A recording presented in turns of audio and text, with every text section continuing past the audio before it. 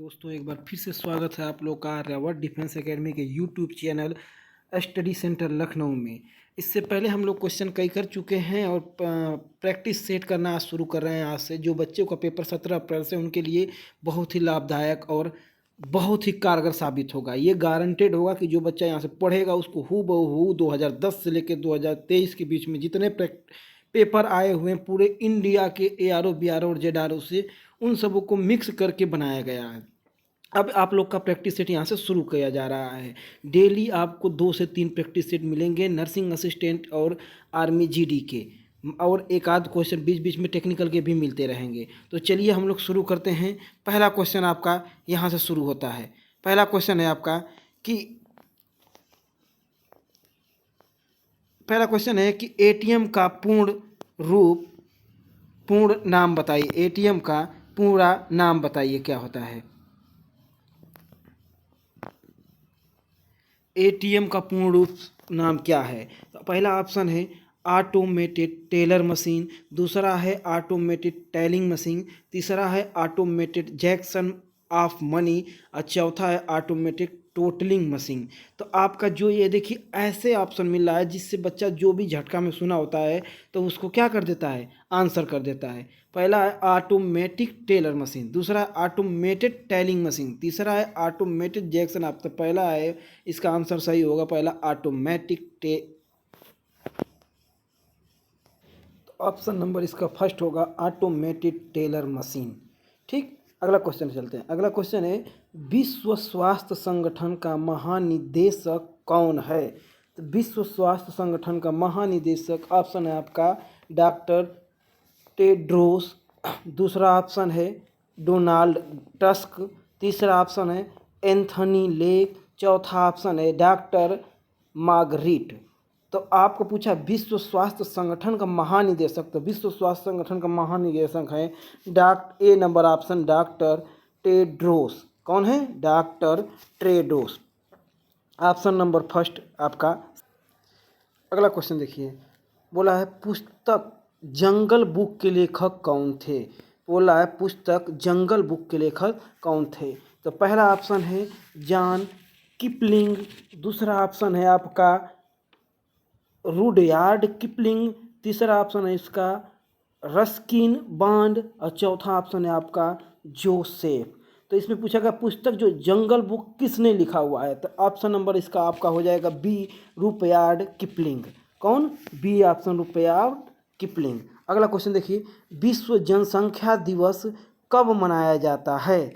विश्व जनसंख्या दिवस कब मनाया जाता है? पहला ऑप्शन है 2 दिसंबर, दूसरा ऑप्शन है 10 जुलाई, तीसरा ऑप्शन है आपका 11 जुलाई, चौथा ऑप्शन है आपका 15 जुलाई। तो विश्व जनसंख्या दिवस जो मनाया जाता है वो 11 जुलाई को मनाया जाता है। अगला क्वेश्चन देखिए, 5वें नंबर क्वेश्चन का 5वां क्वेश्चन है निम्न में से कौन सा एक विश्व का सबसे बड़ा झरना है? देखिए ये भारत का नहीं पूछा है, ये विश्व का पूछा है। विश्व का सबसे बड़ा झरना कौन सा है? पहला ऑप्शन है विक्टोरिया जलप्रपात, दूसरा ऑप्शन है नियाग्रा जलप्रपात, तीसरा ऑप्शन है एंजल जलप्रपात, चौथा ऑप्शन है आपका सदरलैंड जलप्रपात। तो अब इसमें आपका ऑप्शन नंबर C होगा एंजल जलप्रपात, जो विश्व का सबसे बड़ा झरना है। अगला क्वेश्चन है आपका गोदान पुस्तक के लेखक कौन थे? गोदान पुस्तक के लेखक कौन थे? पहला ऑप्शन है हरिवंश राय बच्चन, दूसरा ऑप्शन है महादेवी वर्मा, तीसरा ऑप्शन है आपका जयशंकर प्रसाद और चौथा ऑप्शन है आपका मुंशी प्रेमचंद्र। तो इसमें आपका ऑप्शन नंबर D होगा मुंशी प्रेमचंद्र, जिन्होंने गोदान और गबन दोनों को लिखा था। तो गोदान किसने लिखा था? मुंशी प्रेमचंद्र ने। चलिए अगला क्वेश्चन 7वें नंबर क्वेश्चन को देखिए, the lady with the lamp नाम से किसे जाना जाता है? The lady with the lamp नाम से किसे जाना जाता है? तो पहला ऑप्शन है आपका इंदिरा गांधी, दूसरा ऑप्शन है आपका फ्लोरेंस नाइटिंगेल, तीसरा ऑप्शन है सरोजिनी नायडू, चौथा ऑप्शन इनमें से कोई नहीं। तो देखिए ये आप देखिए नाम किस में है? इंग्लिश में, the lady with the lamp. तो तो इंग्लिश नाम अगर है तो मैक्सिमम आपको विदेशी मिलेंगे। तो आप देख रहे हैं इंदिरा गांधी, सरोजिनी नायडू, ये लोग हिंदू के नाम से लग रहे हैं, एकदम वैसा नाम हिंदुस्तान के नाम की तरह लग रहा है, तो ये दोनों नहीं होंगे। तो ऑप्शन नंबर 20 का होगा फ्लोरेंस नाइटिंगेल। इनको जाना जाता था the lady with the lamp. अगला क्वेश्चन 8वां नंबर क्वेश्चन देखिए, कौन सा सम्राट स्वयं का दूसरा अलेक्जेंडर कहता था? स्वयं को दूसरा अलेक्जेंडर कहता था। तो पहला ऑप्शन है अशोक, दूसरा ऑप्शन है समुद्रगुप्त, तीसरा ऑप्शन है अलाउद्दीन खिलजी, चौथा ऑप्शन है आपका अकबर। तो जो स्वयं का दूसरा अलेक्जेंडर कहता था वो था Alauddin Khilji. Option number C आपका सही है। अगला क्वेश्चन देखिए, अगला क्वेश्चन है निम्न में से कौन सा पृथ्वी का सबसे शुष्क रेगिस्तान है? शुष्क मतलब सूखा हुआ रेगिस्तान। देखिए जैसे इंग्लिश में ना समझ में आ रहा है, हिंदी में तो इंग्लिश देख लीजिए। Which one of the following is the driest desert in earth? तो पूछा है पृथ्वी का सबसे सूखा शुष्क सूखा रेगिस्तान कौन सा है? पृथ्वी का पूछा है, ना कि भारत का। पृथ्वी में पूरा विश्व आएगा। तो पहला ऑप्शन है अटाकामा, दूसरा ऑप्शन है बी सहारा, तीसरा ऑप्शन है आपका तीसरा ऑप्शन है आपका कालाहारी और चौथा ऑप्शन है आपका थार। तो ऑप्शन नंबर आपका ये ए अटाकामा जो है पृथ्वी का सबसे शुष्क रेगिस्तान कहा जाता है। सहारा सबसे बड़ा है, वो कहाँ का है? साउथ अफ्रीका में है सहारा डिजर्ट, जो विश्व का सबसे बड़ा डेजर्ट बोला जाता है, रेगिस्तान।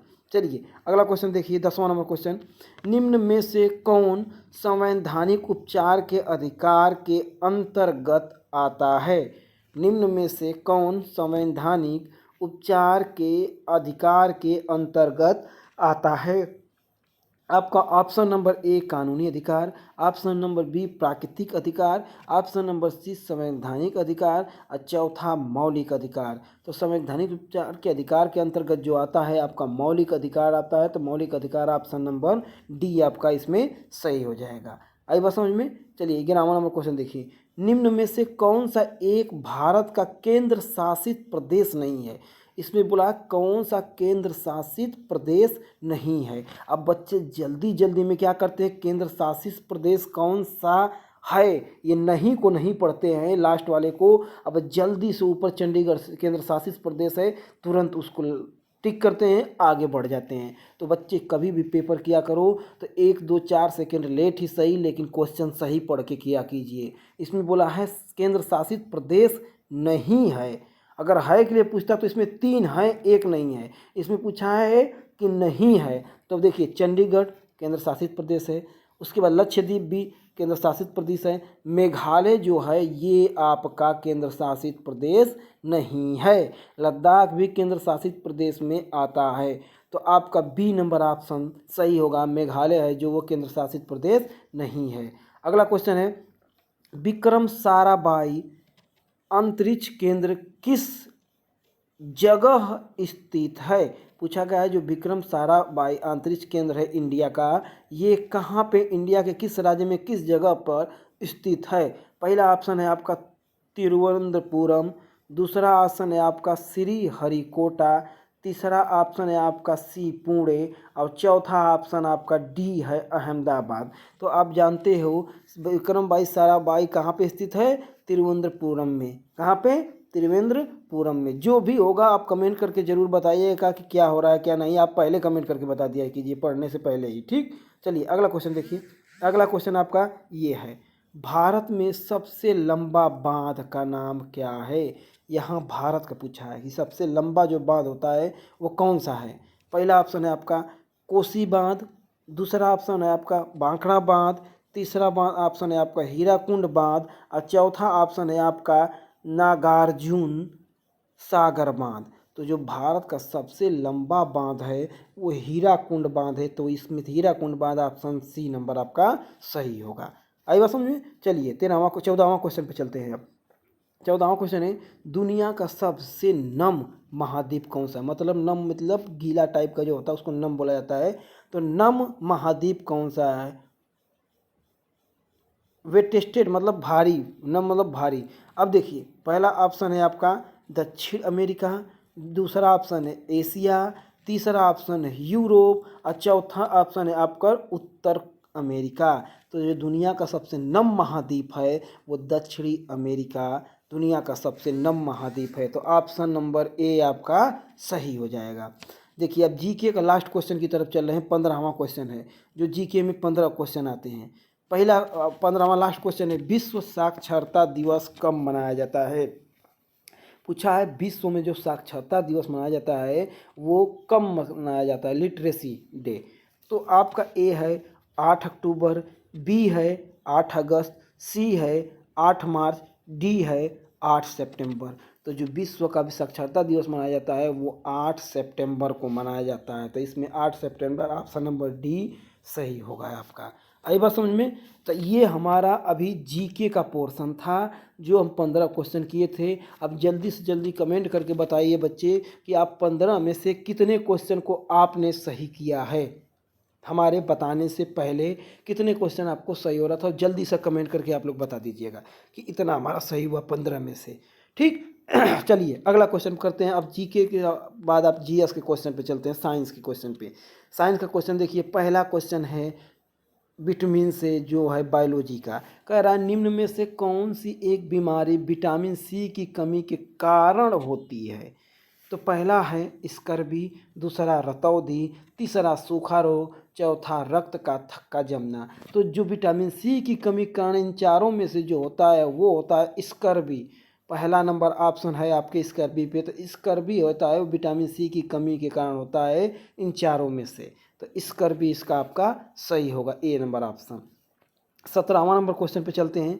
बोला गया सोडियम बाइकार्बोनेट, जहाँ पे बाई लग गया बीच में समझ लेना कि एच आएगा।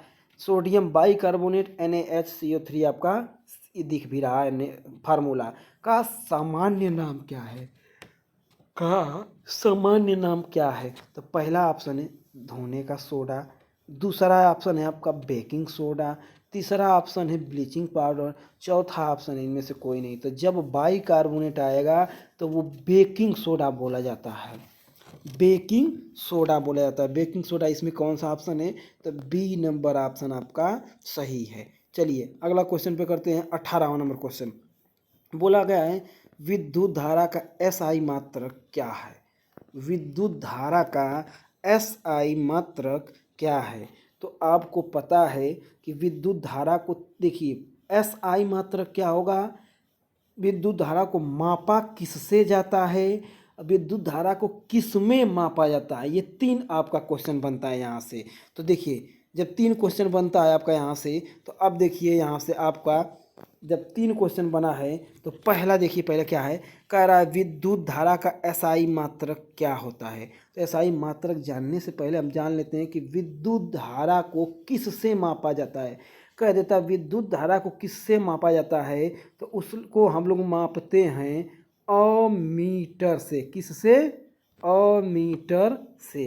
विद्युत धारा को अमीटर से मापा जाता है। आई बात समझ में।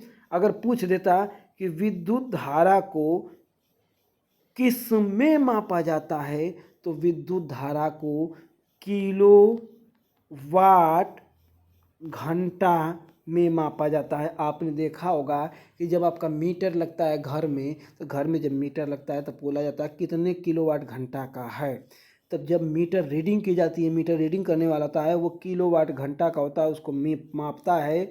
ठीक, अब मापता किससे है, अमीटर से। मापा किस में जाता है, किलोवाट घंटा में। और इसका मात्रक अब इसमें, लेकिन इसमें पूछा क्या है आपका, इसका मात्रक कौन सा है, तो इसका मात्रक हो जा वो एम्पियर होगा। ए नंबर ऑप्शन आपका सही होगा। विद्युत धारा का SI मात्रक एम्पियर होता है। आई बात समझ में। चलिए अगला क्वेश्चन पे चलते हैं।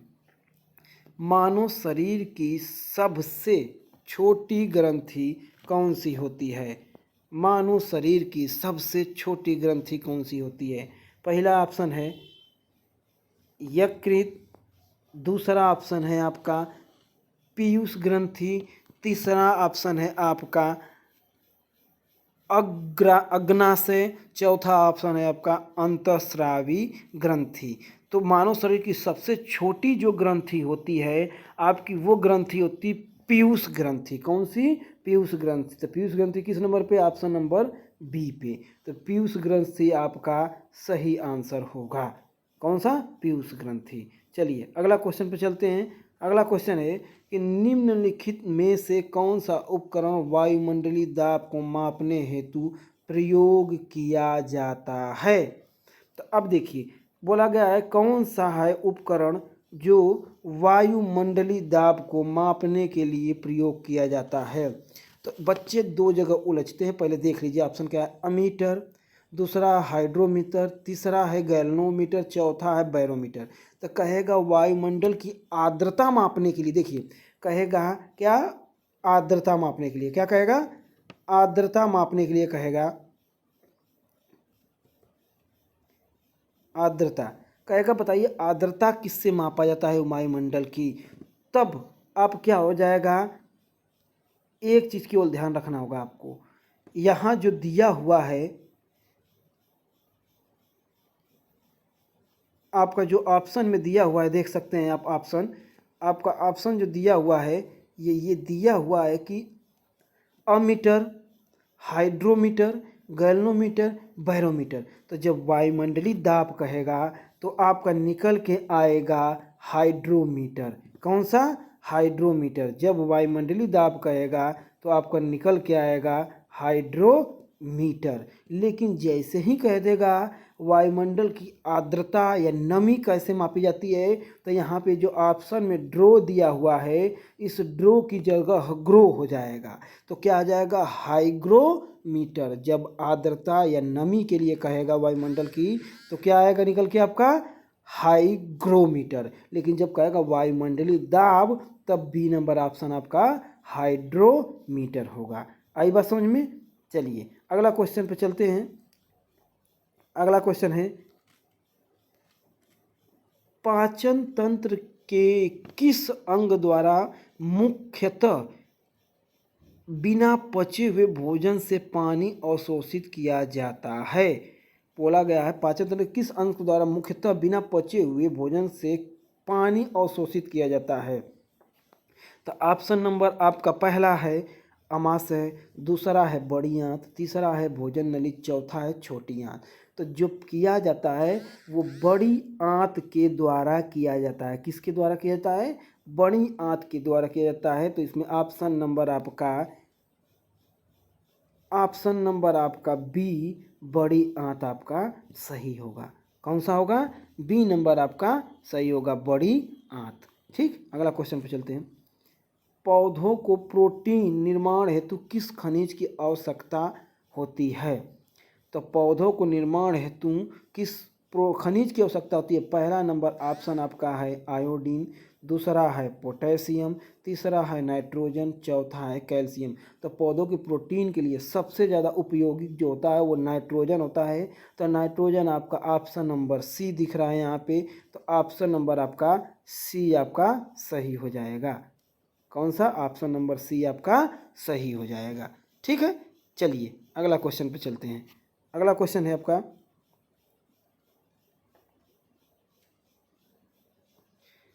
अगला क्वेश्चन आपकी स्क्रीन पर ये वाला है। हाँ, अगला क्वेश्चन देखिए, निम्न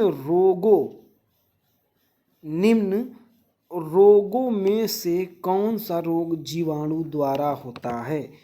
तो पहला ऑप्शन है आपका इन्फ्लुएंजा, दूसरा ऑप्शन है आपका छोटी माता, तीसरा ऑप्शन, जिसको छोटी माता क्या बोलते हैं इंग्लिश में? स्मॉल पॉक्स जो होती है उसको छोटी माता बोला जाता है। तीसरा ऑप्शन है हैजा, जिसको इंग्लिश में कालरा बोलते हैं। क्या बोलते हैं? कालरा बोलते हैं। चौथा ऑप्शन है आपका सामान्य जुकाम, जिसको बोलते हैं कॉमन कोल्ड के नाम से, जो इंग्लिश में भी दिया हुआ है। अगर हिंदी में नहीं समझ में आ रहा है तो आप इंग्लिश में भी देखकर आंसर दे सकते हैं। तो जो भी है निम्न में से कौन सा रोग जीवाणु द्वारा होता है? जीवाणु द्वारा जो रोग होता है वो आपका हैजा होता है। इन चारों में से हैजा होता है। तो हैजा किस नंबर पे है? सी नंबर पे है। तो सी वाला ऑप्शन आपका सही होगा। आई बात समझ में? चलिए अगले क्वेश्चन पर करते हैं। अगला क्वेश्चन है, एक पारिस्थितिक तंत्र में ऊर्जा किस दिशा में प्रवाहित होती है? तो पहला ऑप्शन है आपका बहुउद्देशीय, दूसरा ऑप्शन है द्विदेशी, तीसरा ऑप्शन है एकदेशी और चौथा ऑप्शन है चक्रणीय। देखिए बहुदेशी सभी दिशाओं में, द्विदेशी दो दिशाओं में, एकदेशी एक ही दिशा में, चक्रणीय मतलब चारों तरफ चलता है। तो पूछ रहा है इसमें कौन सा होगा, तो जो भी है परिस्थिति में ऊर्जा जो प्रवाहित होती है वो किसी एक दिशा में चलती है तो एक ही दिशा में चलती चली जाती है, तो इसमें एक दिशा में जाती है, तो एक दिशा एक दिशी मतलब सी नंबर ऑप्शन आपका सही होगा। कौन सा, सी नंबर आपका ऑप्शन सही होगा। ठीक, अगला क्वेश्चन चलते हैं। अगला क्वेश्चन देखिए, बोला गया है निम्न में से कौन सी गैस वैश्विक तापमान हेतु उत्तरदायी है। विश्व ग्लोबल जो होती है, ग्लोबल जिसको बोला जाता है, ग्लोबल वार्मिंग जिसको होते हैं उसी को कहते हैं वैश्विक तापमान, ग्लोबल वार्मिंग। कौन सी गैस उत्तरदायी है, मेन इसका यूज किस में होता है, तो देखिए कौन सी गैस होगी। तो जानते आप, पहले क्वेश्चन पढ़ लेते हैं। ऑप्शन ए ओजोन, दूसरा है बी नाइट्रोजन, तीसरा है सी कार्बन डाइऑक्साइड, चौथा है डी कार्बन मोनोऑक्साइड। तो जो भी ग्लोबल वार्मिंग के लिए गैस होती है वो होती है CO2 plus N2, CO2 plus N2 मतलब तो आपका हो जाएगा कार्बन डाइऑक्साइड। इसमें मैक्सिमम होता है कार्बन डाई और प्लस ऑक्सीजन होता है CO2 प्लस O, तो इसमें सी नंबर ऑप्शन आपका सही होगा। 25 नंबर के सी में है कार्बन डाइऑक्साइड, तो सी नंबर आपका सही होगा। चलिए अगला क्वेश्चन पे चलते हैं। अगला क्वेश्चन है 26 नंबर क्वेश्चन, निम्न में से कौन सा तत्व दहन के लिए आवश्यक नहीं है। दहन के लिए मतलब समझ रहे हैं क्या होता है दहन, दहन के लिए आवश्यकता नहीं है। तो अगला ऑप्शन देखिए, O2 oxygen, CO2 carbon dioxide, सी उष्मा और डी ईंधन। तो आपका जो है कार्बन डाइऑक्साइड है जो आग को बुझाता है, दहन नहीं करता है, और सभी जलाते हैं। ऑक्सीजन जलता है, उष्मा जलना मतलब ईंधन मतलब जलना, और कार्बन डाइऑक्साइड मतलब बुझाना। तो इसका बी ऑप्शन आपका सही हो जाएगा। चलिए अगला क्वेश्चन पर चलते हैं। बोला गया है दिए गए आरेख में आपतित किरण और परावर्तित किरण के मध्य का कोण कितना डिग्री है। आपतित किरण और परावर्तित किरण के मध्य का कोण कितना डिग्री है।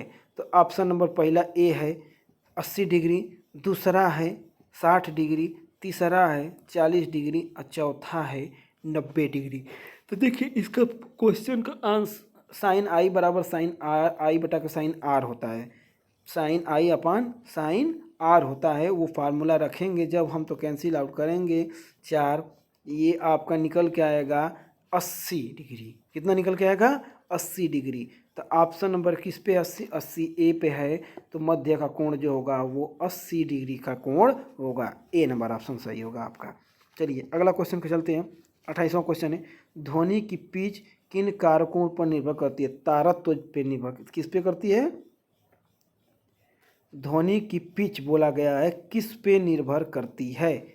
तो ध्वनि की पिच किस पे निर्भर करती है, मीन्स कि what factor does the pitch of sound depended. अच्छा ध्वनि किस पे डिपेंड करती है, तो ऑप्शन है आपका आयाम, पहला ऑप्शन है आयाम, दूसरा ऑप्शन है प्रबलता, तीसरा ऑप्शन है आवृत्ति और चौथा ऑप्शन है उपरोक्त सभी को कहा है।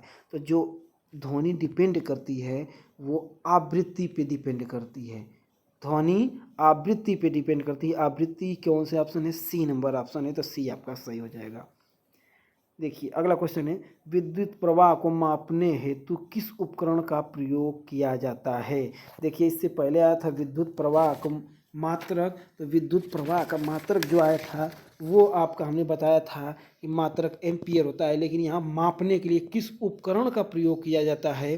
तो अब देखिए ऑप्शन यहाँ आ गया, पहला वोल्ट मीटर, दूसरा ओडोमीटर, तीसरा गैल्वोमीटर और चौथा डी है अमीटर। तो इसका ऑप्शन नंबर डी हो जाएगा अमीटर। अमीटर से मापा जाता है, एम्पियर मात्रक होता है, किलोवाट घंटा में मापा जाता है। ठीक, अगला क्वेश्चन देखिए, निम्न में से किसका कौन सा भौतिक परिवर्तन का एक उदाहरण है। निम्न में से कौन सा भौतिक परिवर्तन का एक उदाहरण है। भौतिक परिवर्तन पहले होता है क्या ये समझ लीजिए। भौतिक परिवर्तन वो परिवर्तन होता है जिसको एक अवस्था से दूसरे अवस्था में बदलें और फिर जब चाहे तब उसी अवस्था में फिर हम ला दें। जैसे अगर हम बर्फ़ को पिघलाकर पानी बना दें तो फिर पानी को जमा कर हम बर्फ़ बना सकते हैं। तो ये भौतिक परिवर्तन होता है। तो कह रहा कौन सा भौतिक परिवर्तन का उदाहरण है, जैसे पानी का उबलना, लोहे का जंग लगना, फल का पकना, कली का फूल बनना। तो आप जानते हो, पहले देखिए पानी का उबलना, पानी को आप उबालोगे तो वाष्प बन के उड़ेगा, उस वाष्प को इकट्ठा करोगे तो फिर पानी बन जाएगा। ठंडा होने के बाद वो बूंद बूंद टपकता है। आप कभी देखना, जब गर्म करना तो उसके ऊपर ढक्कन रख देते हो तो वाष्प बन के उबलता है तो वो पूरा ऊपर पानी लग जाता है। जैसे वो ठंडा होगा तो बूंद बूंद बन के टपकता है, फिर पानी बन जाता है। तो मीन्स कि पानी का उबलना भौतिक परिवर्तन है। आगे और चलते हैं। लोहे पर जंग लगना, लोहे पर जंग लगना मतलब अब लोहे पे जंग लग जाएगा तो दोबारा लोहा फिर वैसी रूप में नहीं आ पाएगा। ये मतलब कि रासायनिक परिवर्तन ये आ नहीं पाएगा। फल का पकना, फल पक जाएगा तो फिर कच्चा नहीं हो सकता है। कली का फूल बना, कली से फूल बन जाएगा तो फिर फूल कली नहीं बन सकता है। तो ऑप्शन नंबर ए इसका सही आंसर होगा। चलिए अगला क्वेश्चन पर चलते हैं। भारतीय कृषि अनुसंधान संस्थान में स्थित है। कहाँ स्थित है पूछ रहा है, गैप दिया है बीच में कि किस जगह पे स्थित है। भारतीय कृषि अनुसंधान, तो पहला ऑप्शन है ए लखनऊ, दूसरा ऑप्शन है बी नई दिल्ली, तीसरा ऑप्शन सी हैदराबाद, चौथा ऑप्शन डी भोपाल। तो भारतीय कृषि अनुसंधान संस्थान जो स्थित है वो नई दिल्ली में स्थित है। तो ऑप्शन नंबर आपका ये बी वाला नई दिल्ली सही होगा। अगला क्वेश्चन पे चलते हैं। अगला क्वेश्चन है आपका, वैज्ञानिक शब्द T4 निम्न में से किस नाम से जाना जाता है। वैज्ञानिक शब्द T4 निम्न में से किस नाम से जाना जाता है। तो पहला ऑप्शन है आपका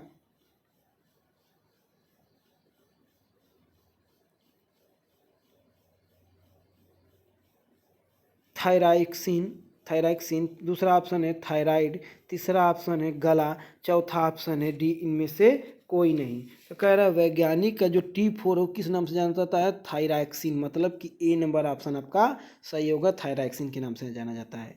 ठीक, चलिए अगला क्वेश्चन पर चलते हैं। अगला क्वेश्चन है आपका, कार्डियक शब्द निम्न में से किस अंग से संबंधित है।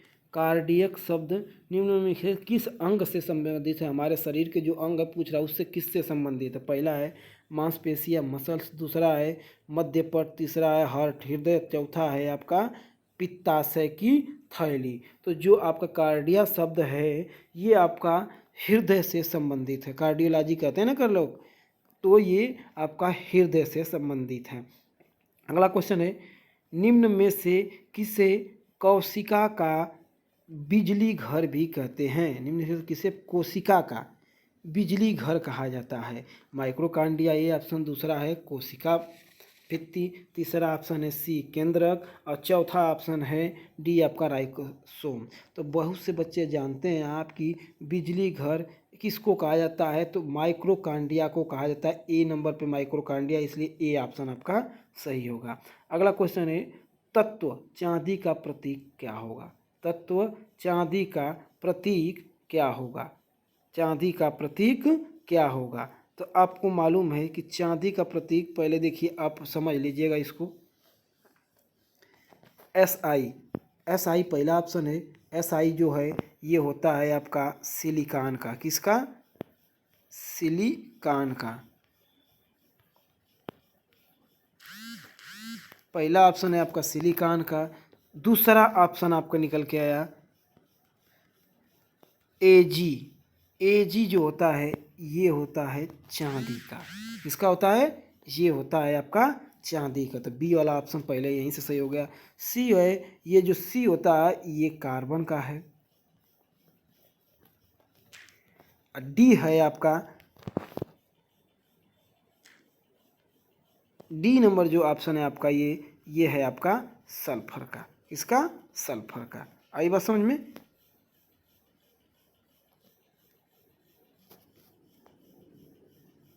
डी नंबर है आपका सल्फर का। ठीक, चलिए अगले क्वेश्चन पे चलते हैं। अगला क्वेश्चन है आपका, मैथ का सेशन अब आ गया। देखिए मैथ का सेशन आ गया आपका। मैथ का सेशन को करते हैं। मैथ का सेशन में बोला गया है कि 529 का वर्गमूल ज्ञात करो।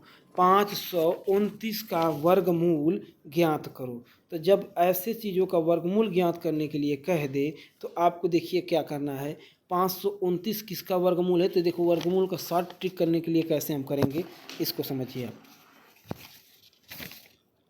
अब हम देखेंगे कि पहले यहाँ चेक करेंगे 529 किसका, या तो आप नहीं जानते हो तो ऐसे 529 लिखिए, और जो बचपन से पढ़ते आए हैं ऐसे लसा की तरह करके काटते जाइए। वर्गमूल बोला है तो जिस शब्द से जिस अंक से कटेगा उस अंक का जोड़ा बनाते जाएंगे, जो उतने जोड़े बनेगा उनका आपस में गुणा कर देंगे, वही संख्या निकल के आपका आ जाएगा। ठीक, अगर इस तरह से आप नहीं करना जानते हैं, इस तरह से नहीं करना चाहते हैं, तो आप इस चीज़ को ऐसे भी कर सकते हैं। दूसरा तरीका से भी आप कर सकते हैं। दूसरा तरीका आपका ये है कि 529 देखिए लास्ट में किसके करीब में है, तो आप या तो चारों को गुणा गुणा करके देखेंगे। देखिए ये 30 से ऊपर है ना, तो 30 का आप गुणा करेंगे तो 3 में 3 का गुणा करेंगे 9, मतलब 900 पहुंच जा रहा है, ये नहीं हो सकता है। तो 30 से जितने ऊपर ऑप्शन है ये तो हो ही नहीं सकता, क्योंकि 30 का ही पहुंच जा रहा है 900, तो 40 तो और ऊपर चढ़ को 1600, 60 छः के 3600, अब 20 दो दुना के 400, तो ये नियर अबाउट है। तो इस तरह से देख के आप लगा सकते हो कि ऑप्शन सी नंबर सही होगा। आई बात समझ में? चलिए अगले क्वेश्चन पे चलते हैं। अगला क्वेश्चन है आपका, बहुत ही अच्छा क्वेश्चन है। बोला गया है कि क्वेश्चन है, अनिल एक कार्य को 9 दिन में करता है जबकि वरुण उसी कार्य को 18 दिन में कर सकता है। दोनों मिलकर एक साथ कार्य करें तो कितने दिन में पूरा करेंगे। अब देखिए जब ऐसे क्वेश्चन दिया करें तो जब दो व्यक्ति के लिए केवल दिया करे, दो व्यक्ति के लिए मैं बता रहा हूँ, दो व्यक्ति के लिए जब दिया करें तो लास्ट में दोनों मिलकर पूछा है तो ऊपर दोनों अंक का आपस में, ऊपर दोनों अंक का आपस में गुणा कर देंगे और नीचे दोनों को आपस में जोड़ देंगे। ए गुणे बी बटा के ए प्लस बी, तो मतलब हो जाएगा आपका 9 गुणे 18 बटा के 9 प्लस 18, ये हो जाएगा। अब 9 गुणे 18 आप उसी तरह रहने दीजिए, 9 गुणे 18 उसी तरह रहने दीजिए, गुणा मत कीजिए क्योंकि लास्ट में फिर काटना है।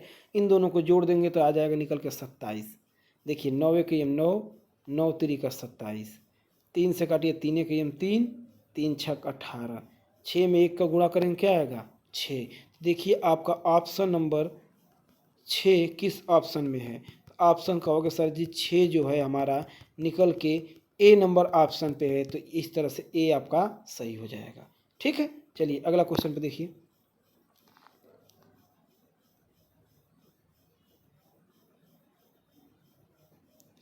हाँ, क्वेश्चन बोला गया है एक कक्षा में 20 लड़कियां तथा 15 लड़के हैं। कक्षा में कुल छात्रों की संख्या में से लड़कियों का अनुपात क्या होगा। अब देखिए कुल छात्रों में से, छात्रों का मतलब होता है लड़का और लड़की दोनों मिल के, तो बताइए कक्षा में 20 बॉयज कितने हैं, तो कहोगे आप सर जी 20 हैं, सॉरी बॉयज हैं जो ये 15 हैं। बॉयज कितने हैं 15 हैं। अब पूछा जाएगा कि गर्ल्स कितनी हैं, तो कहोगे सर जी गर्ल्स जो हैं वो आपकी 20 हैं। ठीक, तो बोला गया कुल छात्र, टोटल स्टूडेंट इक्वल टू, तो 20 प्लस 15 कर लोगे आप, 20 15 पढ़ोगे तो टोटल छात्र निकल के कितना आएंगे 35। कितना निकल के आ गए 35। तो पूछा है छात्रों की संख्या में से लड़कियों का अनुपात ज्ञात कीजिए। किसके बारे में पूछा है, लड़की के बारे में। तो लड़की कितनी है, तो यहाँ सर जी गर्ल्स आपने लिखा है 20, तो गर्ल्स हो गई आपकी 20 अब प्लस अनुपात टोटल स्टूडेंट कुल छात्र, तो 20 अनुपात टोटल निकल के कितना आया है 35। टोटल निकल के कितना आया है 35। जब टोटल 35 निकल के आया तो देख लीजिए एक बार फिर से,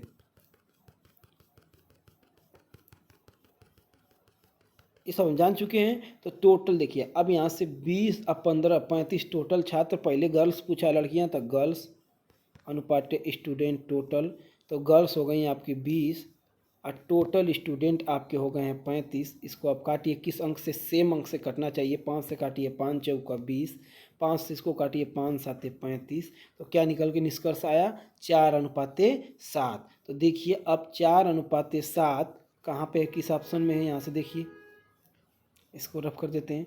तो 4:7 बोलोगे सर जी आपका ए नंबर ऑप्शन पे है, तो इसका आंसर ए नंबर पहला ऑप्शन आपका सही हो जाएगा, ए वाला। कौन सा? पहला ऑप्शन आपका ए वाला सही हो जाएगा, ए नंबर आपका सही हो जाएगा। चलिए अगला क्वेश्चन पे चलते हैं।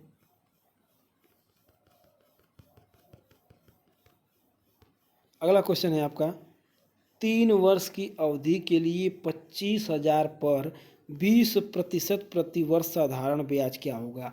तो देखिए एक चीज़ क्या है, साधारण ब्याज हर वर्ष समान लगता है। आपको बोला गया है 3 वर्ष, नहीं प्रति 3 वर्ष बोला गया, तो आप 3 को या तो रख के गुणा करके सीधे डायरेक्ट निकाल सकते हैं, या 1 वर्ष का निकालिए, जो आएगा उसका 3 का गुणा कर देंगे। तो आप जानते हो साधारण ब्याज बराबर होता है सिंपल इंटरेस्ट बराबर होता है सिंपल इंटरेस्ट, SI बराबर, इसको बोलते हैं SI बराबर PRT बटा के 100। ये होता है PRT अपन 100, मतलब मूलधन गुणे दर गुणे समय बटा के 100। मूलधन आपका कितना है? तो बोलोगे सर जी मूलधन हमारा 2500 है, 25,000 है।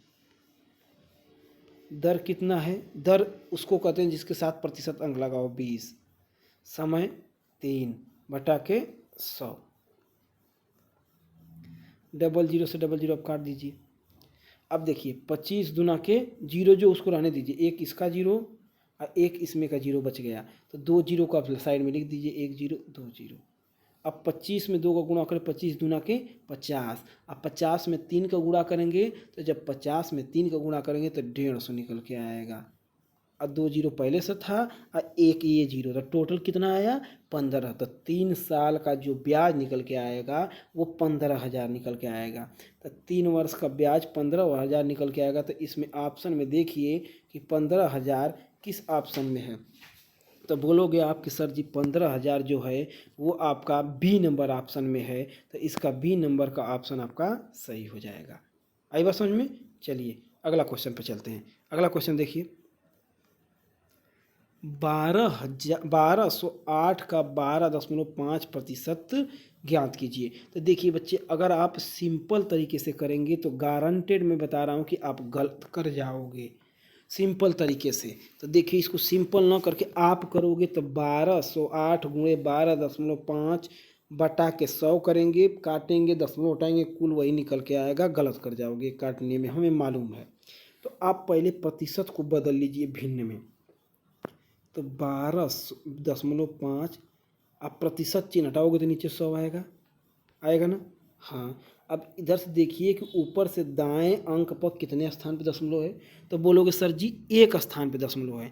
तो एक स्थान जब हटाओगे तो नीचे 1 0 बढ़ जाएगा। ये टोटल 125 हो गया। 125 को आप काटेंगे 5 से, जिसको काटना है 5 से काट सकता है, जिसको 25 से काटना है वो 25 से काट सकता है। तो हम 25 से काटते हैं। 25 5 का 125। इधर नीचे भी 25 से काटो, 25 चौका 100, 1 0 बच गया 40। फिर 5 1 5, 5 8 40। क्या निकल के आए? 1/12.5 को हम क्या लिख सकते हैं? 1/8। किसके बारे में पूछा है? 1208 के बारे में, इसी के बारे में पूछा है ना। तो जब 1208 के बारे में पूछा है, अब 8 से 12 यहाँ लिख लीजिए 1208। 1208 को 8 से काटिए, 8 एकम 8, 8 एकम 8, बचा कितना? 4, हो जाएगा 40। 8 5 40, 8 एकम 8, कितना निकल के आया? 151। तो देखिए 151 ऑप्शन किस में दिख रहा है? कहोगे सर जी 151 जो है वो ऑप्शन नंबर ए में दिख रहा है, इसलिए आपका ए नंबर का क्या हो जाएगा? ए नंबर ऑप्शन आपका सही हो जाएगा। आई बात समझ में? चलिए जिसको नहीं समझ में आ रहा होगा वो कमेंट करके जल्द से बताएगा। हमारे लगाने से पहले कितने लोग देखते हैं लगा के तुरंत इसका आंसर दे देते हैं। आई बात समझ में? चलिए अगला क्वेश्चन पे चलते हैं। अगला क्वेश्चन आपका ये रहा 144, 104 तथा 160 का महत्तम समापवर्त्य ज्ञात करें। 144, 104 और 160 का महत्तम समापवर्त ज्ञात कीजिए। तो देखिए हम एकदम सबसे सिंपल सा तरीका बताने जा रहा हूँ, उसको आपको फॉलो करना है। लिखिए 144, यहीं पे हमने इसको इसी को हमने लसा बना दिया। इसी अंक को ले लेते हैं, हम लिखते नहीं हैं, ठीक है। इसी अंक को हम ले लेते हैं, इसी अंक को हम ले लेते हैं। 144 ही है, इसको 3 सीरियल में इसे कर दीजिए। अब इसको सेम अंक से काटिए, देखिए किस अंक से कट रहा है, और उस अंक तक जहाँ तक कटता जाएगा जिसमें सेम सब में कटना चाहिए। जैसे हमने उठा लिया यहाँ से 2 को, 2 से हमने काटा तो ये 72 बार में कटा। ये आपका 54 बार, एक 72 बार में कटा, एक 54 बार में कटा और एक 80 बार में कटा। फिर हमने 2 से काटा तो ये 36 बार में कटा, ये 27 बार में कटा, ये 40 बार में कटा। यही कटा ना, 72, 54, 80 दूना 160। फिर इसको हमने 2 से काटा, 2 36, फिर 27, 40। अब देखिए आप किससे कटेगा, तो आगे तो आपको दिख ही नहीं रहा कि किससे कटेगा। अब ये महत्तम समापवर्त कहा है। 2 से हमने काटा था, सॉरी ये 54 नहीं 52 बार में कटेगा, तो ये 27 की जगह 26 होगा, तो आ जाएगा 13। 2 दूना 4 दूना 8, तो इसका निकल के आएगा जो ऑप्शन, ये 8 निकल के आएगा। महत्तम समापवर्तक क्या होगा, 8 होगा। ठीक है, चलिए अगला क्वेश्चन देखिए। इस 12, 16 और 30 का लघुत्तम समापवर्त ज्ञात कीजिए। लघुत्तम समापवर्त मतलब एलसीएम बोलते हैं जिसको, जिसे लिखा है एलसीएम। तो आप इन नंबरों को लीजिए, इन नंबरों को आप लेंगे तो नंबर है 12, 16, 30, यही है ना। लघुत्तम मतलब ऐसे करके काटते जाना है जब तक सब में एक एक ना आ जाए। 2 से आप काटिए तो ये 6 बार में, ये 8 बार में, ये 15 बार में। फिर 2 से काटेंगे, ये 3 बार में, फिर ये 4 बार में, फिर ये नहीं कटेगा 15। तो हम इसको ईजिली से देखिए कर देते हैं, 12, 16, 30। इसको हम करेंगे, देखिए क्या कॉमन सब में मिल रहा है, 4, इसमें 4 नहीं मिल रहा है। तो इन सब का जो निकल के आएगा वो आपका ऑप्शन नंबर सी 100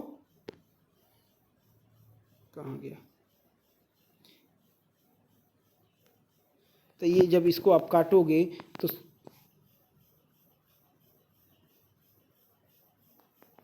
240, ए नंबर ऑप्शन आपका सही हो जाएगा। ए नंबर ऑप्शन आपका सही हो जाएगा। अगला क्वेश्चन देखिए, अगला क्वेश्चन है 5929 का वर्गमूल ज्ञात कीजिए। 5929 का वर्गमूल ज्ञात कीजिए। तो अब बताइए किस अंक को हम, देखिए अब जब वर्गमूल ज्ञात करने के लिए कहे तो आपको देखिए इजीली करना क्या है। किसका वर्गमूल पूछा है तो आप बोलोगे 5929 का। लास्ट वाले 2 अंक को लीजिए, लास्ट वाला सबसे अंक इकाई का क्या है तो बोलोगे सर जी 9 है। तो 9 देखिए किसके वर्ग में आता है, किसका वर्ग करने पर, 3 का वर्ग करते हैं तो 9 आता है ना। और एक 7 का वर्ग करते हैं तो 7 7 49, इसमें भी लास्ट में 9 आता है, ये 7 में। 3 लास्ट के इकाई का अंक यदि 3 होगा तब 9 आएगा, या इकाई का अंक 7 होगा तब 9 आएगा। तो बताइए इसमें किस वाले संख्या में 3 या 9 7 है, तो कहोगे सर जी सी नंबर ऑप्शन है, इसमें 7 है। इस वजह से इजीली आपका सी नंबर ऑप्शन सही होगा। आई बात समझ में। अगला देखिए 106 का घनमूल ज्ञात कीजिए। 106 का घनमूल ज्ञात कीजिए। तो घनमूल के लिए भी एक चीज़ देखिए, घनमूल का मतलब कि किस अंक का घन क्यूब करेंगे कि लास्ट में 8 आएगा। किस अंक का क्यूब करेंगे कि लास्ट में 8 आएगा। तो आप जानते हो कि 4 का क्यूब करेंगे, 4 चौको 16, चौको 64, 4 ही आ रहा है। 2 का क्यूब करेंगे, 2 दूना 4 दूना 8, 2 में आता है। देखो 8 के क्यूब में 2, 2 के क्यूब में 8, तो 2 का क्यूब कर रहे हैं हम, तो 2 दूनी 4 दूनी 8। और देखिए 4 का अगर हम क्यूब करते हैं तो 4 चौको 16, चौको 64। तो देखिए ये 4 के क्यूब में 4 ही आ रहा है, 2 के क्यूब में 8 आ रहा है, तो 8 के क्यूब में 2 आएगा। जैसे देखिए 8 का क्यूब करते हैं तो अब 512 होता है। तो अब 512 मतलब क्या लास्ट में आ रहा है 2। तो यहाँ पूछा है लास्ट में 8 है। देखिए लास्ट में 8 है तो किस अंक के क्यूब में लास्ट में 8 आ रहा है। तो आप जानते हो कि 2 के क्यूब में लास्ट में 8 आ रहा है, तो सब में ऑप्शन में 2 किस में है, तो कहोगे बी नंबर में 22 है, इकाई का अंक 2 है, इसलिए इसका ऑप्शन नंबर बी क्या होगा, सही होगा। चलिए अगला क्वेश्चन पे चलते हैं।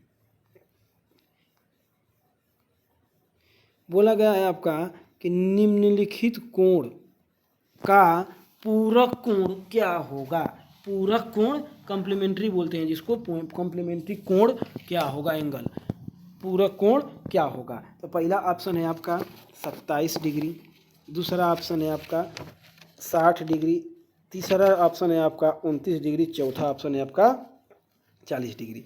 तो बताइए किस अंक को हम जोड़ेंगे कि वो अंक 90 डिग्री बन जाए, उसी को वही इसका क्या होगा, पूरक कोण होगा। 90 अंश बन जाना चाहिए किसी 63 में, कौन सा इन चारों में से अंक जोड़ेंगे कि 90 अंश बन जाए, वही एक दूसरे के पूरक होंगे। तो कहोगे सर जी 63 में हम 27 जोड़ेंगे तो वो 90 बन जाएगा, इसलिए ऑप्शन नंबर आपका ए 27 सही होगा। आए बात समझ में। चलिए अगला देखिए, ध्यान रखना इस क्वेश्चन को। 14 सेमी त्रिज्या के साथ वृत्त की परिधि का पता लगाइए। कह रहा है वृत्त की परिधि क्या है। देखिए जबकि पाई का मान दे चुका है 22/7, तो आपको मालूम है कि वृत्त की परिधि का जो सूत्र होता है वो क्या होता है, 2πr। परिधि को ही हम लोग क्या बोलते हैं अलग नाम से, परिमाप जिसको बोला जाता है, परिमिति इसी को बोला जाता है। तो वृत्त का बोला गया है, त्रिज्या आर जो है हमारी त्रिज्या होती है, पाई का मान तो 2 गुणे पाई का मान दे दिया 22/7 गुणे त्रिज्या का मान कितना दिया है 14 सेंटीमीटर। 7 दूना के 14, 2 दूना 4, 4 में 22 का गुणा करो, 22 चौका 88। तो देखिए आप इसमें 88 कहाँ पे ऑप्शन है, तो कहोगे सी नंबर पे 88 है सर जी, इसलिए वृत्त की परिधि जो होगी वो 88 सेंटीमीटर, सी ऑप्शन सही होगा। अगला क्वेश्चन पे चलते हैं। अगला क्वेश्चन देखिए, बोला गया यदि 7 मीटर कपड़े का मूल्य 294 रुपया है तो 5 मीटर कपड़े का मूल्य ज्ञात कीजिए। अब देखिए 7 मीटर कपड़े का मूल्य दे दिया है आपको, कितना है 294 रुपया। तो अब इसको लगाइए इसे, 7 मीटर इक्वल टू 294 रुपया, तो 5 मीटर का मान तो 5, अब यहाँ 294/7 और गुणे में 5 आ जाएगा, क्योंकि जिसके बारे में पूछता है वो गुणे में आ जाता है। 7 से काटिए, 7 एक 7, ऊपर 7 से काटिए, 7 चौक 28, बचा 1 14 हो जाएगा, 7 दिन 14, 42 में 5 को गुणा करेंगे तो 210। 210 आपका ऑप्शन नंबर किस में दिया है, उस आपको ऑप्शन को देखिए, 210 ए नंबर पे दिया है, तो इसलिए ए वाला ऑप्शन आपका सही होगा। अगला चलिए 48वां क्वेश्चन देखिए क्या है। इसमें हम एक भी क्वेश्चन आपको नहीं कहे हैं कि आप बताइएगा, अपने आप से कमेंट करके। अब इसमें थोड़ा आपको मेहनत करनी होगी, क्योंकि ये क्वेश्चन फार्मूला आप जानते नहीं हो। ये बंद बेलनाकार त्रिज्या 7 मीटर है तथा ऊंचाई 3 मीटर है, तो इस धातु की चादर को बनाया जाता है, धातु कितनी चादर की आवश्यकता पड़ेगी। अब यहाँ पे आपको ज्ञात करना पड़ेगा, तो फार्मूला आपको सर्च करना पड़ेगा, खोज के आपको याद करना पड़ेगा। खोजिए और इसका लगाइए और लगा के कमेंट करके हमें बताइए कि इसका कौन सा वाला आंसर सही होगा। ठीक है, चलिए अगला क्वेश्चन पे चलते हैं। 49वां क्वेश्चन, एक वर्गाकार पार्क का क्षेत्रफल ज्ञात करो जिसकी परिमाप 320 मीटर है। तो देखिए वर्ग का परिमाप दिया है 320 मीटर, तो क्षेत्रफल पूछा है। तो आप पहले कैसे निकालोगे इन सब क्वेश्चनों को करने के लिए, पहले आप बताइए वर्ग का क्षेत्रफल का सूत्र क्या होता है। तो कहोगे सर जी क्षेत्रफल का जो सूत्र होता है वो होता है पाई, वर्ग का, सॉरी वर्ग बोला है ना, तो वर्ग का बोला है,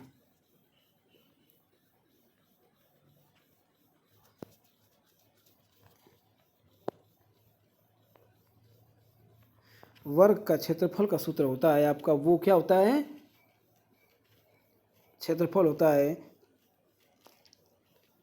क्षेत्रफल होता है भुजा का स्क्वायर। क्षेत्रफल का सूत्र क्या होता है, क्षेत्रफल का सूत्र होता है भुजा का स्क्वायर। क्या होता है, भुजा का स्क्वायर, जिसको कहते हैं साइड स्क्वायर।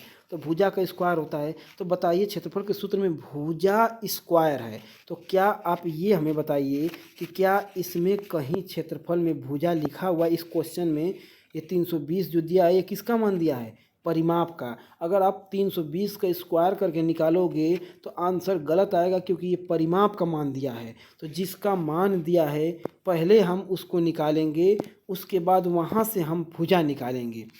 तो परिमाप का सूत्र लगाएंगे, तो परिमाप बराबर होता है, पैरामीटर परिमाप बराबर होता है क्या आपका? 4 गुणे भुजा, 4 गुणे भुजा। परिमाप की जगह लिख दीजिए आप 320 बराबर 4 गुणे साइड एस।